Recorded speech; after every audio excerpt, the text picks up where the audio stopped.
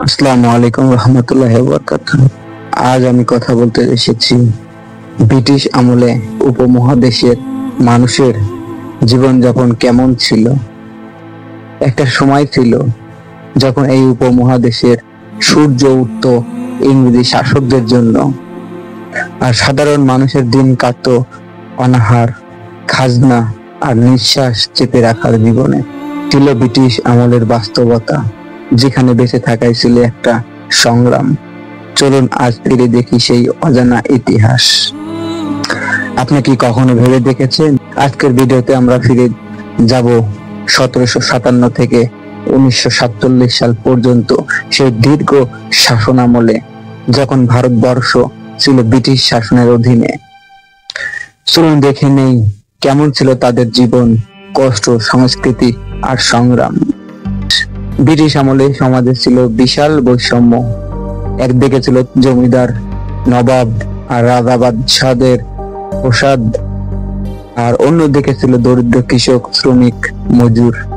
ব্রিটিশরা বিভাজন করে শাসন করো নীতিতে হিন্দু মুসলিম ভেদাভেদ বাড়িয়ে দেয়। শহরে ধনী পরিবারগুলো ইউরোপীয় স্টাইলে পোশাক, ভাষা ও সংস্কৃতি গ্রহণ করছিল, আর গ্রামে মানুষ বাঁচত দিন মজুরিতে, খাজনা বোঝা টেনে অনাহারে। শিক্ষা ও ভাষা।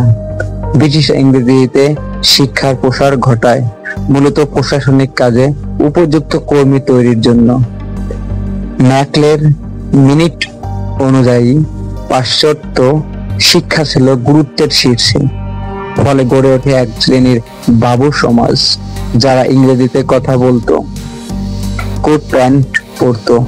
তাদের গ্রামের সাধারণ মানুষ বা মেয়েরা শিক্ষা থেকে অনেকটাই বঞ্চিত ছিল। নারী শিক্ষার জন্য সেই সময় শুরু হয় প্রথম আন্দোলন, বেগম রোকেয়ার মতো মানুষদের হাত ধরে। ব্রিটিশরা ঔপনিবেশিক স্বার্থে কৃষিকে শোষণের উপায় বানায়। চাষিদের বাধ্য করা হতো নীল চাষ করতে, যেটা নিজের খাবারের জন্য নয়, ব্রিটিশদের লাভের জন্য। ফলে খাদ্য সংকট তৈরি হতো।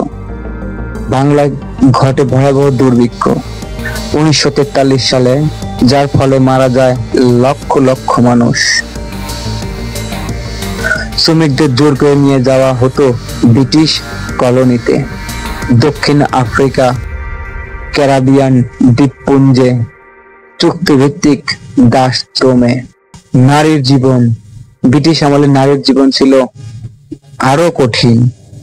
বেশিরভাগ নারী গৃহবন্দী থাকতেন। শিক্ষা, স্বাধীনতার সুযোগ ছিল না। কিন্তু সময়ের সাথে সাথে পরিবর্তন আসে।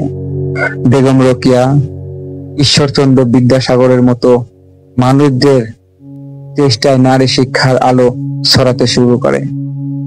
কিছু শহরে নারী সমাজ সেবায়, সাহিত্য ও সংস্কৃতিতে অবদান রাখতে শুরু করে। সংস্কৃতি ও জীবন ধারণায় তখন পরিবর্তনের হাওয়া বইছিল। ধুতি, পাঞ্জাবি বা শাড়ি যেমন ছিল, তেমন শহরে দেখা যেত কোট প্যান্ট বা স্যুট টাই।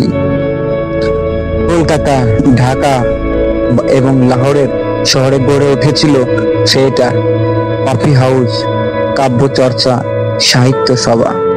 আর গ্রামে চলতো লোকসঙ্গীত, পালাগান, যাত্রাপালা, কবিগান, যা সাধারণ মানুষের বিনোদনের প্রধান মাধ্যম হয়ে উঠেছিল। প্রযুক্তি ও যোগাযোগ।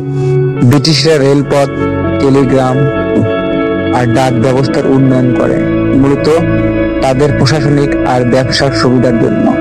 কিন্তু তার সুফল সাধারণ মানুষের জীবনে ধীরে ধীরে পড়ে। ট্রেন, সাইকেল, স্টিমার ব্যবহার শুরু হয়, যা মানুষের চলাফেরা সহজ করে তোলে। পাশাপাশি শহরের সঙ্গে গ্রামের সংযোগ বাড়ে। প্রতিরোধ ও স্বাধীনতা আন্দোলন। শোষণের বিরুদ্ধে মানুষ চুপ করেছিল না। 1857 সালে সিপাহী বিদ্রোহ, তিতুমিরের বাঁশের কিল্লা ও সূর্য সেনের বিপ্লব, গান্ধীর অহিংস আন্দোলন বা নেতাজির আজাদ হিন্দ ফৌজ গঠন করা হয়েছিল। খুব ছিল ব্রিটিশদের গর্জে ওঠা। বাঙালি, পাঞ্জাবি, বিহারি, তামিল সবাই মিলে গড়ে তোলে এক ঐতিহাসিক স্বাধীনতার সংগ্রাম। ব্রিটিশ আমলে সাধারণ মানুষের জীবন ছিল কষ্টে ভরা, কিন্তু তারা ছিল সংগ্রামী। এই সময় পরে গড়ে উঠেছিল নতুন শিক্ষিত সমাজ, নারীদের সচেতনতা, প্রযুক্তির ছোঁয়া, আর সর্বোপরি এক স্বাধীন জাতির স্বপ্ন। আজ আমাদের যেটুকু স্বাধীনতা, তার পিছনে লুকিয়ে আছে সেই দীর্ঘ পথ চলার গল্প। চলুন আমরা সেই ইতিহাসকে মনে রাখি এবং সম্মান করি। পরিশেষে এটা বলে শেষ করতে চাই, ব্রিটিশ আমলে সাধারণ মানুষের জীবন ছিল কষ্টে ভরা, তবুও তারা হার মানেনি, সংগ্রাম করেছে, গড়ে তুলেছে স্বাধীনতার ভিত্তি। আজ আমরা যে স্বাধীনতা উপভোগ করি, তার পিছনে লুকিয়ে আছে সেই ত্যাগের ইতিহাস। তাই অতীতকে জানতে হবে, বুঝতে হবে, যাতে ভবিষ্যতের পথ আরো মজবুত হয়। ভিডিওটি ভালো লাগলে শেয়ার করুন, কমেন্ট করুন আপনাদের মতামত, আর অজানা পথ চ্যানেলটি সাবস্ক্রাইব করতে ভুলবেন না। আবার দেখা হবে ইতিহাসের আরেকটি অধ্যায় নিয়ে। ধন্যবাদ। আসসালামু আলাইকুম রহমতুল্লাহি ওয়া বারাকাতুহু।